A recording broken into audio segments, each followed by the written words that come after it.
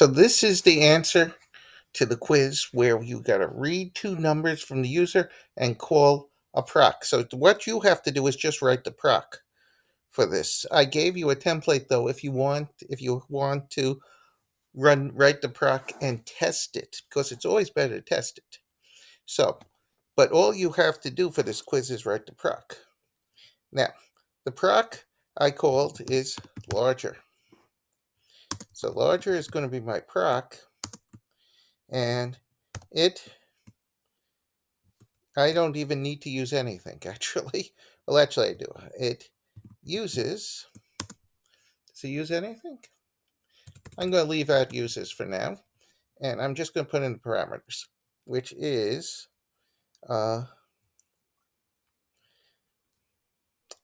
number 1, which is an SD word, and number 2 is an SD word. Neither of them do we have to send in a location, because we're not changing either of these numbers.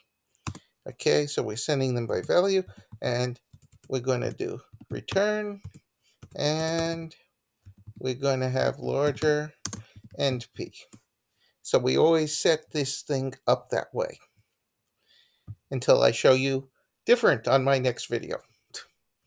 But for now, all we're going to do is we're going to move into EAX number 1.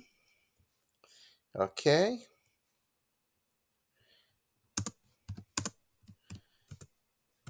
First number is in a register now. We're going to compare it to the EAX to number 2. And okay, now if EAX is the larger, so JG, we're done. And so I'll go to the label larger done, which is just going to take me to the return statement.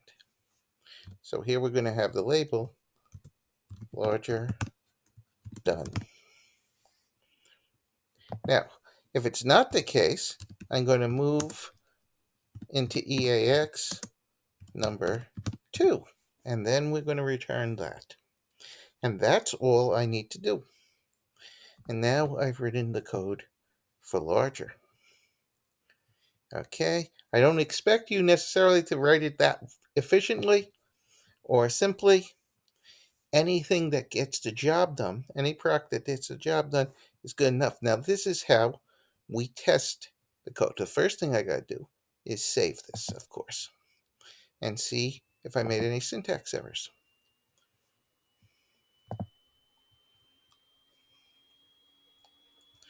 No, it doesn't like larger done. What did I do wrong? I forgot to put the colon in. Right? If you forget a colon, then there are all sorts of bad jokes that I'm not going to tell you about that, especially not on YouTube. So,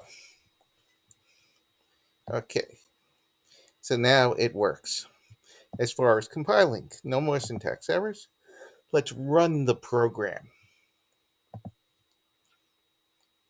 So I'm going to enter a number, 8, and I'm going to enter another number, -5.